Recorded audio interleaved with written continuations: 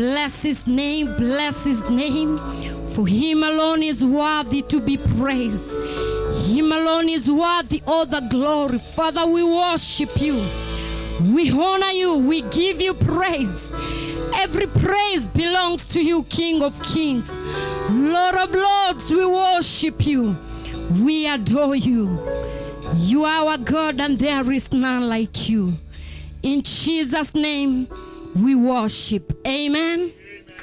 Amen. Come on, put your hands together. Celebrate Jesus. We are in our celebration service. Come on.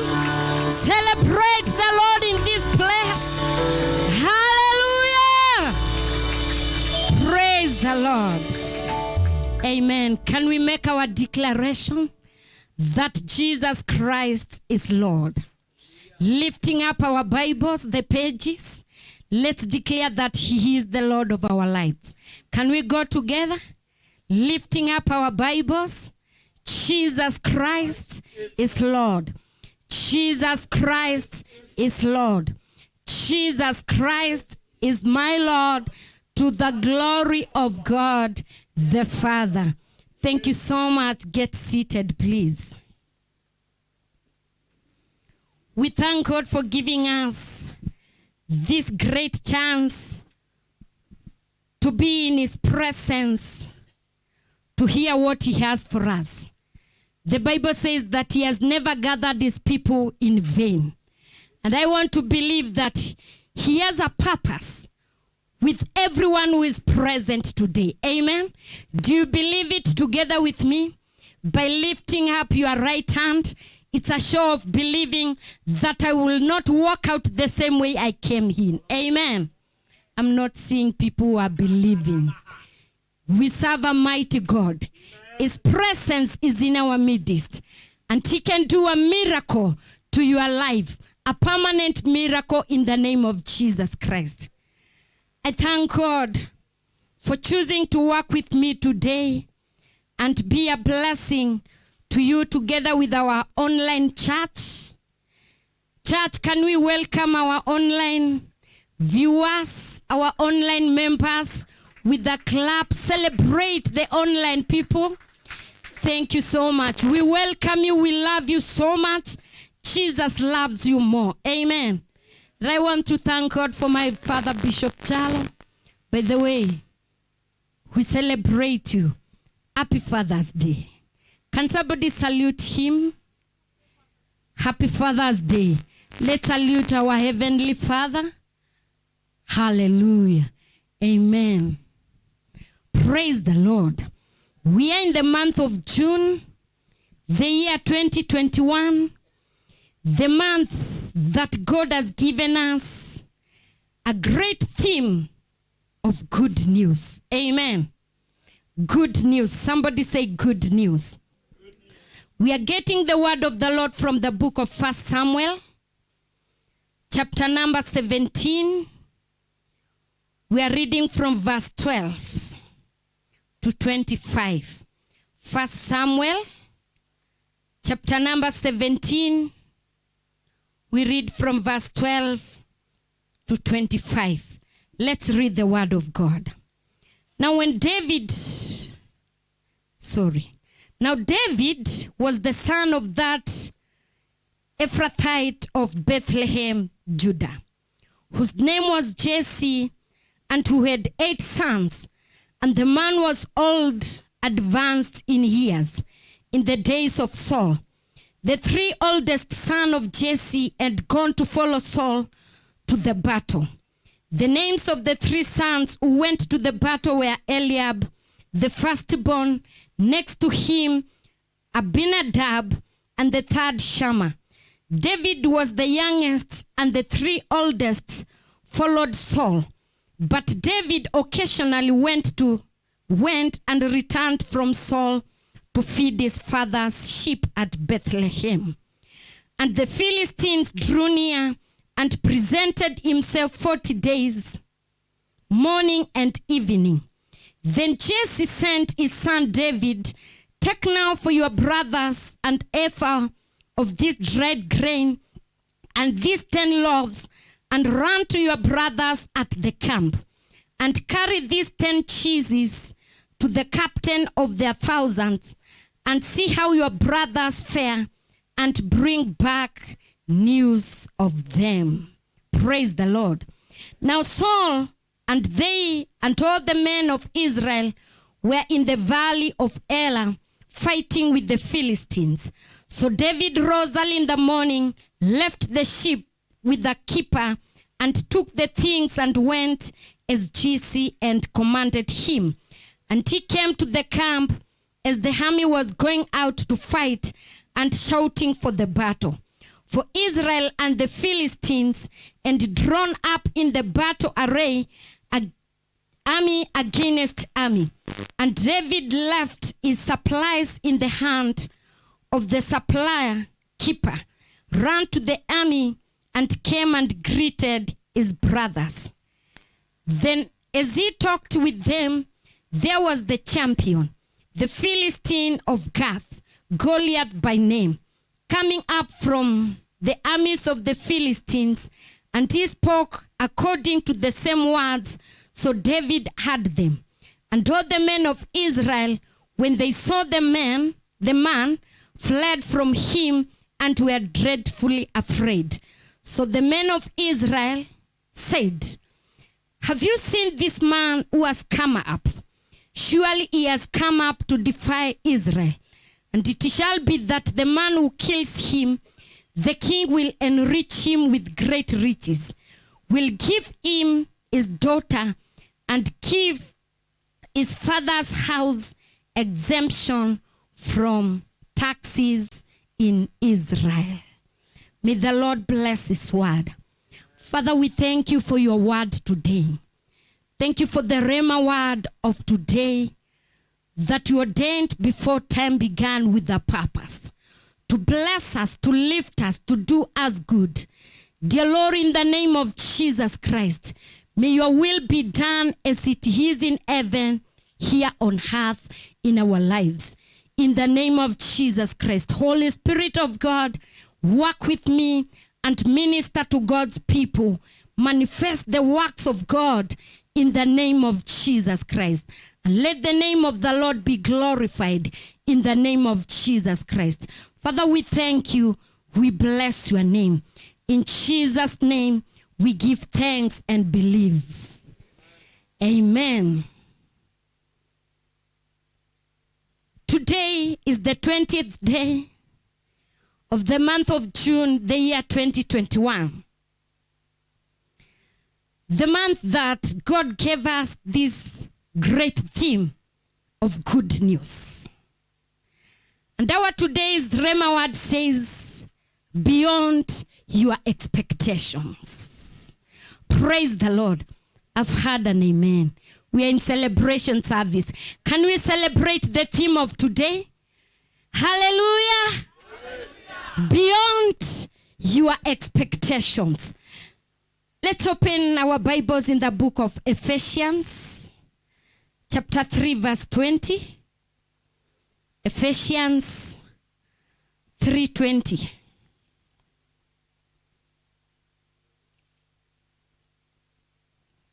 My God. Give me a minute to open. Ephesians chapter 3 verse 20 says, now to him who is able to do exceedingly abundantly above all that we ask or think, according to the power that works in us, the power of the Holy Spirit working in us. Amen. Isaiah chapter number 55, verse 8 and 9 says, for my thoughts are not your thoughts, nor are your ways my ways, says the Lord. For as the heavens are higher than the earth, hallelujah, so are my ways higher than your ways, and my thoughts than your thoughts. Since the month began, when the theme was proclaimed, I want to believe everybody has been expectant of the good news from the Lord. Everybody has been psychologically prepared for good news. Everybody has been prayerfully waiting for good news. Everybody is ready to receive the good news from the Lord because we are believers of the word of God. And we always believe every theme of the month comes from the Lord with a purpose that must be fulfilled. And with our expectations, today the Lord declares, I will do much more than your expectations are. I will do beyond your desires. I will perform my word beyond your imaginations, beyond your thoughts. This is my word today to you, says the Lord. Beyond your expectations. You've been praying, but to some extent, because we are human beings, and sometimes we are limited in the full knowledge of the plans of God concerning our lives.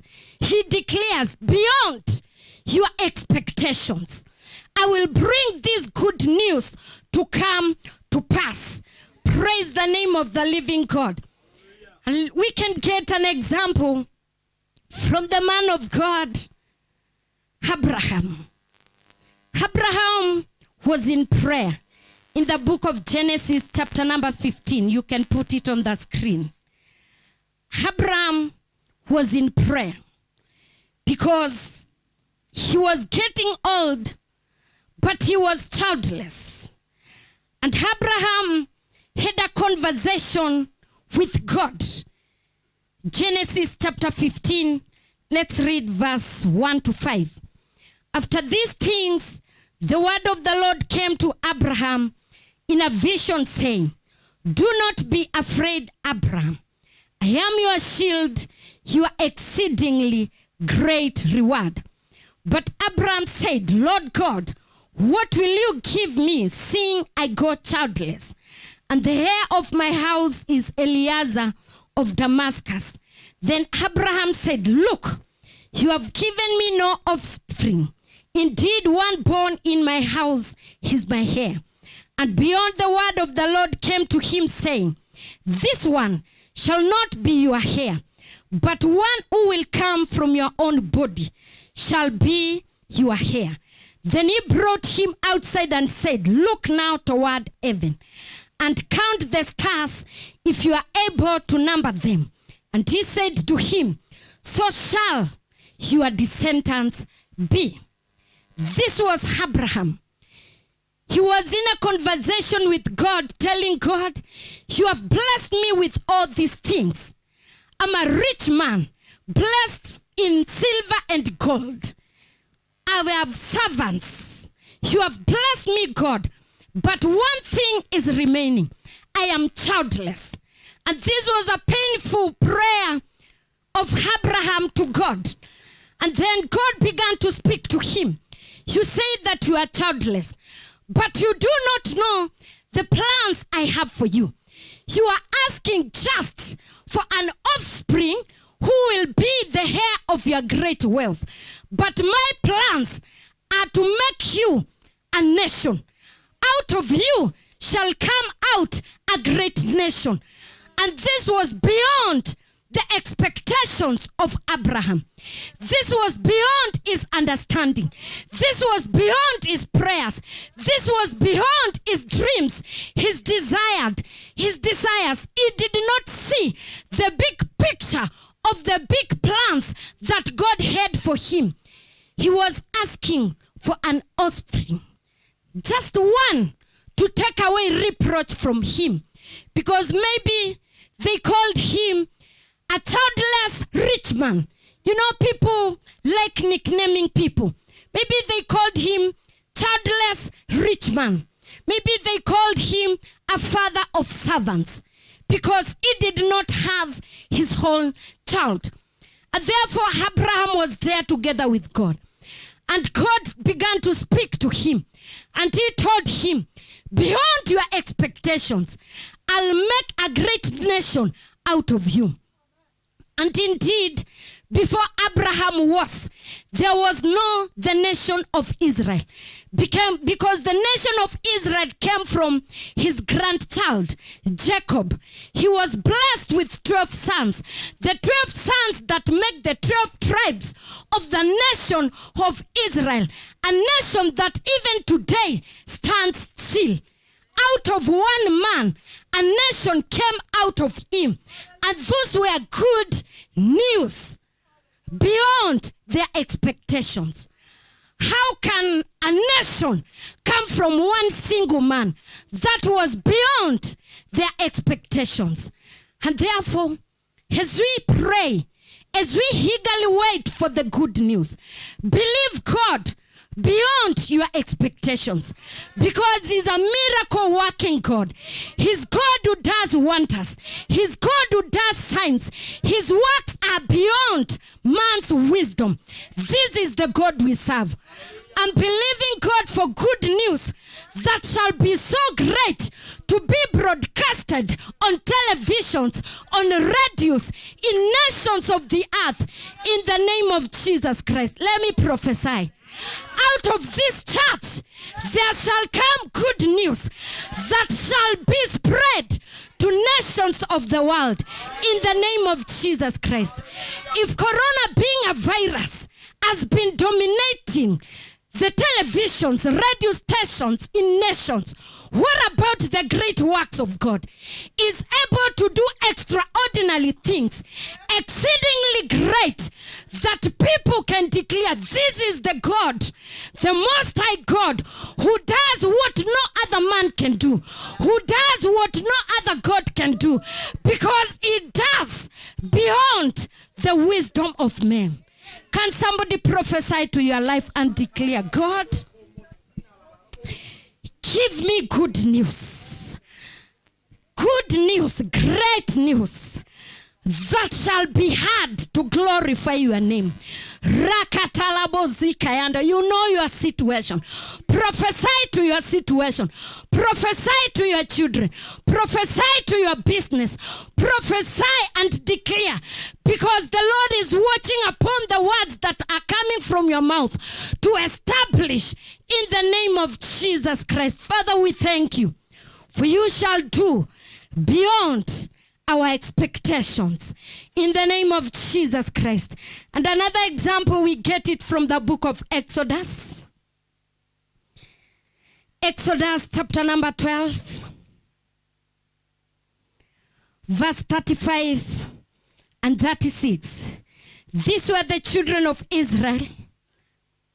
For a very long time, 400 years, they were in captivity. They were in Egypt and they suffered a lot.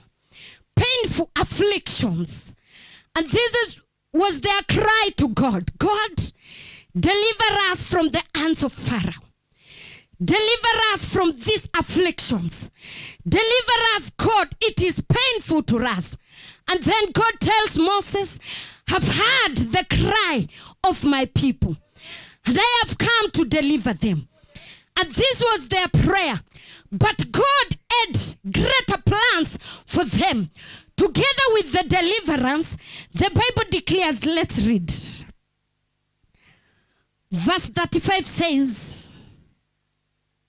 now the children of Israel and done according to the word of Moses, which he was commanded by God. And they asked from the Egyptians articles of silver, articles of gold, and and clothing. And the Lord had given the people favor in the sight of the Egyptians, so that they granted them what they requested. Thus they planted the Egyptians. The prayer of the Israelites was, God, deliver us. But beyond their expectations, because their expectation was, God will take us out of this land and we shall be free. But God, together with deliverance, he added them great wealth, articles of silver, articles of gold, and clothing, which did not cross their minds that they will get out of Egypt with. This was beyond their expectations. We serve the same God. That prayer that you've been praying, he's coming in to do great things, exceedingly above even your faith. The far your faith can see, God is coming in to do extraordinary things for the glory and honor of his name. He did it for Abraham. He did it for his descendants. They were more than the sand of the sea. God told him, if you can number the stars, you are childless, you are in that situation, and you are like, how can I come out of it? How will it be possible for me to make it in life? Because when you open your eyes, you see darkness. You see no success. There is no any advancement. You think you are just going round and round in circles. And here comes the Lord who breaks the yokes of the enemy.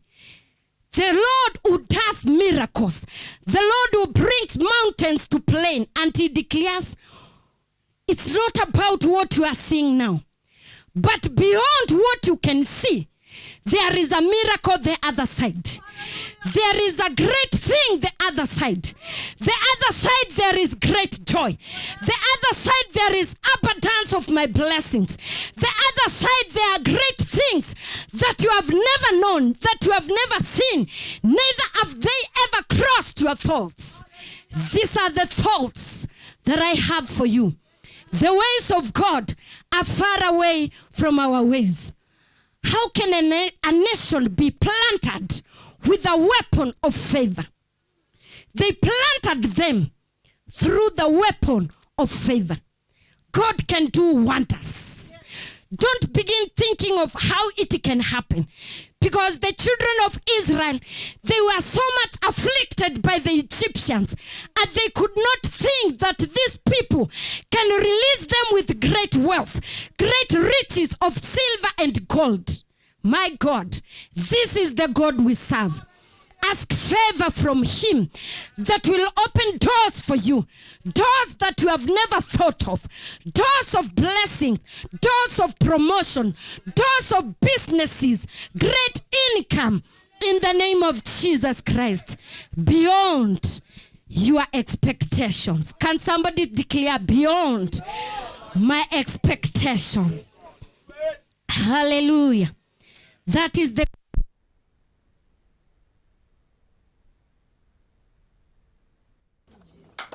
and here we come.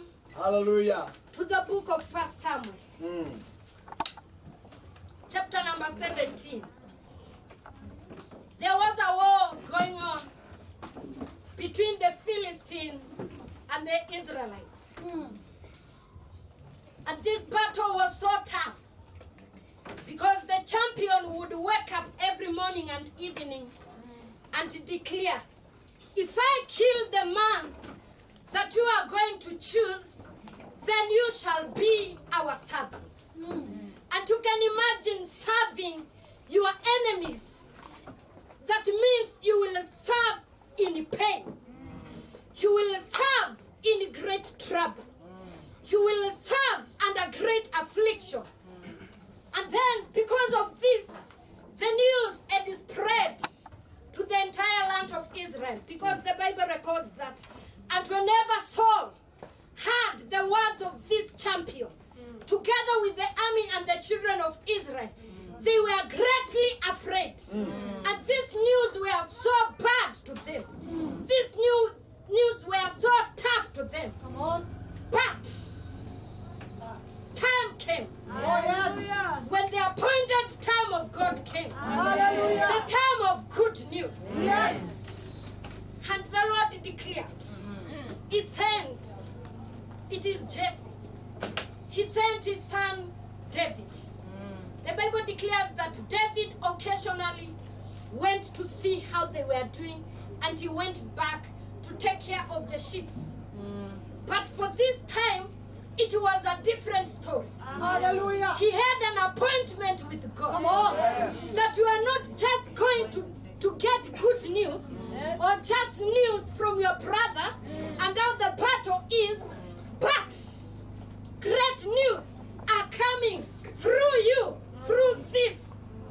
visitation. Because he used to go and come back.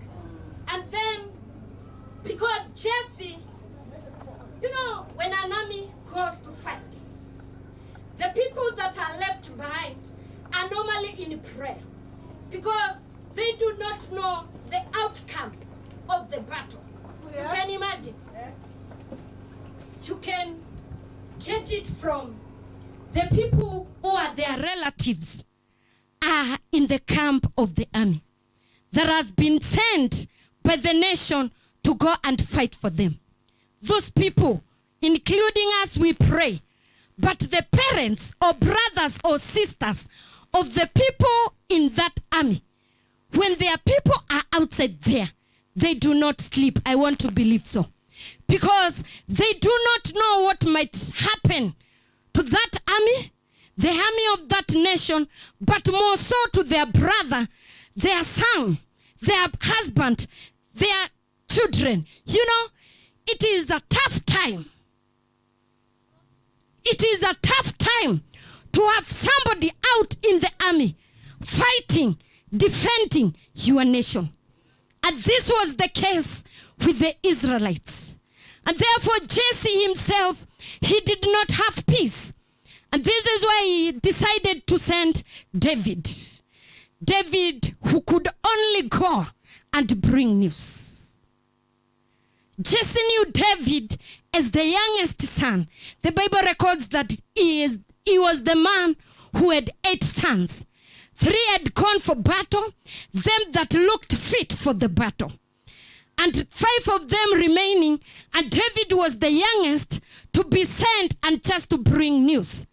But beyond the expectations of Jesse, David was with an appointment with God. He did not just to go to bring the news. Instead, Jesse had the news. Not what you are expecting, Jesse, but through your youngest son, David. God has given us victory through him, and he has killed the champion of the Philistines. And therefore the news were beyond what Jesse expected. What has been your situation? That you are expecting news in the morning, in the noontime, in the evening. As you sleep, what is crossing your mind the entire night is this situation, God. How will I overcome it? How will I come out of this pit? How will I see my breakthrough? How will we come out of this? Because this champion, every morning and evening, he shouted to defy the army of Israel, the people of God. That was a serious torture. Your enemy speaking against you with a great reproach that if you can, just give me one man that I can fight with him. If I kill him, you shall be our servants. If he kills me, we will be your servants. And I want to believe the people of the Philistine, when they saw their champion, how great he was, tall, mighty, they had confidence in him that very soon the Israelites will be our servants, but not with our God. What has been so great to you, it is not great before our God. Expect beyond your expectations. He will do it. And then the news came as Jesse was expecting. But the news had a turnaround. Somebody say turnaround. The news did not come now by David. Praise the Lord. Your news will not come through you. They will hear it and spread it. Even when you are not close to them, they will hear it and declare it. Jesse received the news.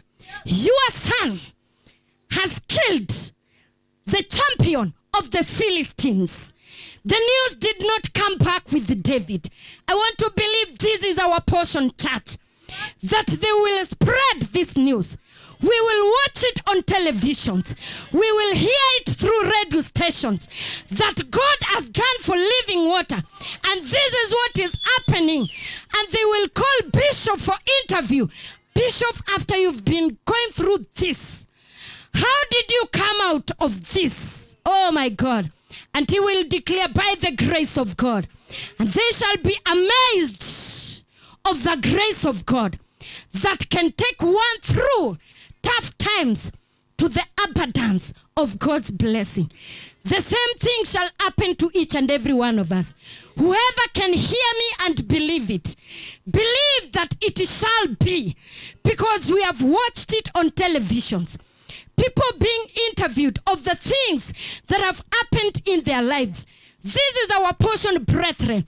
The best is our portion. On top is our place. That which God ordained for us, it must come to pass greatly, gloriously, in the name of Jesus Christ, beyond expectations of men. Not even our own expectations, but beyond expectations of men. And these news were so great to Jesse that not even killing the champion, but the king had promised that whoever will kill this champion, he will enrich him greatly. This was David. From being a shepherd boy, as youngest boy, as more boy to go and bring in news from his brothers, he was now a rich man who was enriched by the king. This word came to pass, and David was a different man. From a shepherd boy, he became greatly rich because God did it for him. This is the same God we serve. I want to believe everybody loves riches. You know, when the good news of great riches comes in, poverty breaks immediately. Limitations break immediately. Reproach, all kinds of shame. They become history to you because you have gotten into another level of the great, rich men and women. Praise the name of the Lord. And even when they begin to say, they'll speak, the richest man in Nairobi, you are in that number. We all love to be rich because it takes you to another level to declare the goodness of the Lord, to declare the greatness of the doings of the Lord. And that was not just enough. David, the man who killed Goliath, he was to be given the daughter of the king, an immediate relative to the king. These are the great connections that we always dream of. These are the great connections, the great doors, because everybody desires to be close to the king. Because you cannot be close to the king and fail to be rich and fail to have great connections. And this was David. Jesse had it, that from today you are related with the king of Israel, because your son David will be given the daughter of the king. And therefore those were great news beyond the expectations of Jesse, that he was related to the king. That was a great connections. You know, when you get to some connections, you don't struggle. You get to connections where you meet the CEOs of companies, where you meet the men, the big fish, where you don't beg for a tender. You just sit to have a cup of coffee with them, and they will ask you, what do you do for a living? And you will say, this is my profession. This is what my company does. We do this and this. And then he will tell you, I think I have some project for you. Those are the high connections of the rich, of the people who are called people in the presence of others. Praise the Lord. Beyond our expectations. Have you ever dreamt of being close to the presidents? Or maybe you always see them like me on the TVs. You hear them on the radios. Desire this. The best was ordained for us. The people who are close to the presidents, they have done nothing that qualifies them to be close to him. This is our portion, the best. And that was not enough. Somebody say that was not yet enough. His father's house. I want to believe that this father was so happy. The news that he was waiting about the 3 sons, it is beyond now. That now, me, Jesse, praise the Lord. Moses is absent. Let me use Bishop because he's the father in the house. Hallelujah. Let me say like Joanne, our honorable. She becomes the governor of Nairobi City. You can imagine how Bishop will be so happy because he will not need an appointment to see the governor. He will just get at the entrance. And Joanne will have left a report. Whenever you see this man of God, salute him and give him way straight to my office. And if there is somebody in the office, take him out of the office because I must attend to Bishop first. Praise the Lord. Exemption of taxes, meaning the family of Jesse, they were exempted from taxes. You can imagine like the taxes in Kenya, how they are so high. And here comes you together with your family because of the great things God has done for you, that has brought the great news, good news. You are exempted from the taxes of Kenya. You automatically become rich. Just like that. Immediately rich. For the good news are beyond your expectations. And therefore, the family was exempted from taxes. And that was a permanent breakthrough, a permanent blessing, a permanent flow of income. They rested from struggle. They rested from stagnation. They rested from pain, affliction. They rested. You know, I don't think that Jesse was that rich because his son Eliab told David, who have you left with the few sheep? Meaning Jesse had few sheep. But when David was enriched by the king, immediately they became rich beyond their expectations. And this is why the Bible says in Ephesians chapter 3 verse 20. And to him, let's read this word again. And we declare it together loudly. Because we are expecting great news beyond our expectations. Ephesians chapter 3 verse 20. This is what it says. Can we read together?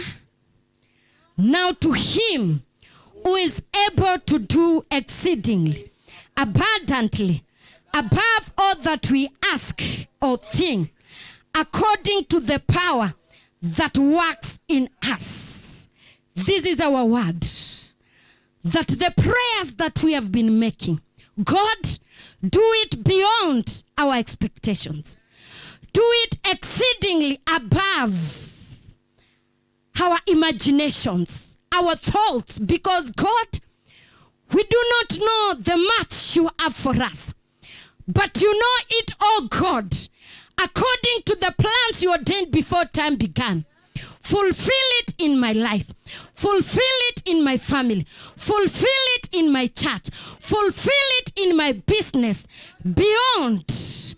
Because you are able to do exceedingly extraordinary things. This is our portion from the Most High God, who is able to do it. More than able to do it. More than able to change your pain into great joy. More than able to change your sorrow into peace. More than able to perform a miracle. This is the God that we serve.